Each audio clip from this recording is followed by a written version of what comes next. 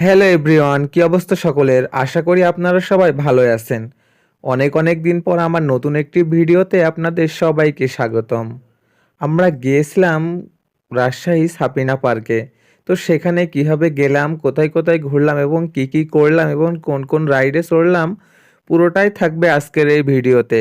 আপনারা যারা চিন্তা করছেন রাজশাহী সাপিনা পার্কে বেড়াতে যাবেন, তাদের জন্য আজকের এই ভিডিওটি। ভিডিওটি না টেনে সম্পূর্ণ দেখার অনুরোধ রইল। দেশের যেকোনো স্থান থেকে আপনাকে প্রথমে রাজশাহী আসতে হবে। তারপর সেখান থেকে আপনাকে গোদাগাড়ী উপজেলায় যেতে হবে। আর সেখানে গেলেই আপনি পেয়ে যাবেন সাপিনা পার্ক। আসলে এই সাপিনা পার্ক একটি অসম্ভব সুন্দর জায়গা, যেখানে আপনি ফুলের স্বর্গরাজ্য ছাড়াও অনেক কিছু দেখতে পারবেন। এই পার্কটি আসলেই অনেক সুন্দরভাবে সাজানো হয়েছে। তো প্রথমেই ঢুকে আপনি দেখতে পারবেন ভূতের বাড়ি। তো আমরা ভূতের বাড়িতে গিয়েছিলাম। ভিতরে ক্যামেরা নিষিদ্ধ, তাই আমরা সেখানে নিয়ে যেতে পারিনি। চারিপাশে অসংখ্য রাইডের সমাহার। আপনি কোনটায় চড়বেন আর কোনটায় চড়বেন না, সেটা আপনার উপর ডিপেন্ড করবে। তো আপনি চাইলে এই গাড়িতে করে পুরো পার্কটি ঘুরতে পারেন। যাদের হাঁটার সমস্যা, তারা এই গাড়িটি টিকিট কেটে ভাড়া করতে পারেন।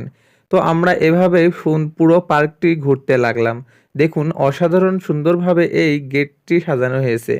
আর এটা তো দেখে মনেই হচ্ছে যে এটা অরিজিনাল ফুল, কিন্তু না। এই পার্কে কিছু কিছু জায়গায় আপনি গেলে মুগ্ধ হবেন যে কোনটা আসল কোনটা নকল বোঝাই দেয়। এই পার্কটিতে আছে কিছু আদিম যুগের প্রাণী, যেমন ডাইনোসর, আরও অনেক প্রাণী যেগুলো দেখলে আপনি অবাক হবেন। তো আমরা দুই বন্ধু একটু পার্কটা সুন্দরভাবে এক্সপ্লোর করলাম। আপনি চাইলে এখানে সুন্দর সুন্দর বাংলোতে রাত্রিযাপন করতে পারবেন। তার জন্য আপনাকে আগে থেকে বুকিং করতে হবে। এখানে আছে সুন্দর একটি পাহাড়, যেই পাহাড়ে উঠলে আপনাকে আর নামতেই মন চাইবে না। তারপরেও কি আর করার, নামতে হবে। কখনো কি দেখেছেন গাছ কথা বলে? এই সাপিনা পার্কে গেলে আপনারা দেখতে পারবেন গাছ কিভাবে কথা বলে। দেখুন তাহলে গাছ কিভাবে কথা বলে। Scary appearance. Now, that man was Richard Owen, and he was a paleo. পার্কে গেলে মনে হবে যে আপনি বাচ্চা হয়ে গেছেন। তো দেখুন আমিও বাচ্চাদের মতো কিভাবে দোলনায় দুলছি, সে একটা সময় উপভোগ করছিলাম। অনেক মজার।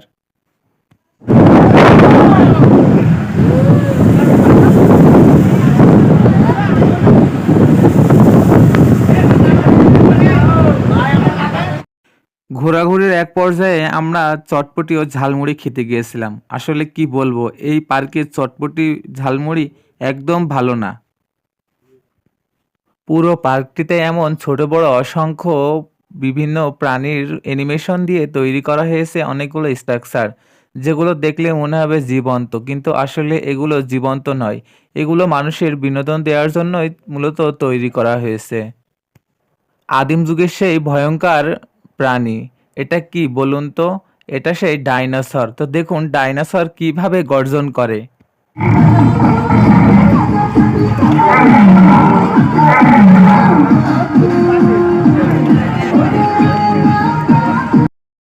পুরো পার্কটি এত বড় যে ঘুরতে ঘুরতে আপনার একটু ক্লান্ত বোধ হবে। তো আমরা ক্লান্ত বোধ না করেই আরও ভালোভাবে এই পার্কটি উপভোগ করার চেষ্টা করলাম। আস্তে আস্তে পার্কের ভিতরে অনেক ভিড় বাড়তে লাগলো। মানুষের আনাগোনায় চারপাশ ভরে উঠলো। কিছু বলার নাই, ক্যামেরা ঘুরবে আর আমি একটা ভিডিও নিব, তাই আমাকে 50 টাকা দিতে হবে। কি দরকার? আমার স্থানে আমি নিজেই বন বন করে ঘুরতে লাগলাম। তো আমার ঘোরাও হলো আর 50 টাকাও খরচ হলো না। আপনারাও চাইলে এভাবে আমার মতো বন বন করে ঘুরে এই 50 টাকা বাঁচাতে পারেন। ফুল পাখি আর প্রজাপতি পার্কটা যেন এক প্রাকৃতিক নৈসর্গিক দৃশ্য ধারণ করেছে। তো আমরা সবচেয়ে উঁচু রাইডে উঠতে লাগলাম। দেখুন আমরা উঁচু রাইডে উঠেও গেছি এবং উপর থেকে পুরো পার্কের ভিউটা অসাধারণ দেখতে। তো আমরা উপর থেকে পুরো পার্কের ভিডিওটা অনেক এনজয় করছিলাম। আমার বন্ধু হাসিব বলছিল যে আমার দিকে ক্যামেরা দিতে, কিন্তু আমি না দিয়ে বাইরের ভিডিওই করছিলাম। দেখতে দেখতে পুরো পার্কটা আমাদের ভ্রমণ করা শেষ। এবার আমাদের বেরোনোর পালা। আমরা এখান থেকে চলে যাব রাজশাহী পদ্মাস্তর, তারপর রাজশাহী ইউনিভার্সিটি। এজন্য বেশিক্ষণ আর ঘোরাঘুরি না করে আমরা তাড়াতাড়ি পার্ক থেকে বের হয়ে গেলাম। তারপরেও দেখুন বিকালের টাইমে পার্কে কি পরিমাণ মানুষের ভিড়। তো আপনারাও চাইলে এভাবে সুন্দর একটা মুহূর্ত উপভোগ করতে পারেন এই রাজশাহী সাপিনা পার্কে। তো আপনাকে চলে আসতে হবে এই সাপিনা পার্কে যদি আপনি সুন্দর একটা সময় কাটাতে চান। ভিডিওটি ভালো লেগে থাকলে অবশ্যই লাইক কমেন্ট করবেন এবং শেয়ার করবেন আর একটি ভালো কমেন্ট করবেন। আপনাদের একটি ভালো কমেন্ট আমার পরবর্তী ভিডিও বানানোর অনুপ্রেরণা। ধন্যবাদ সবাইকে।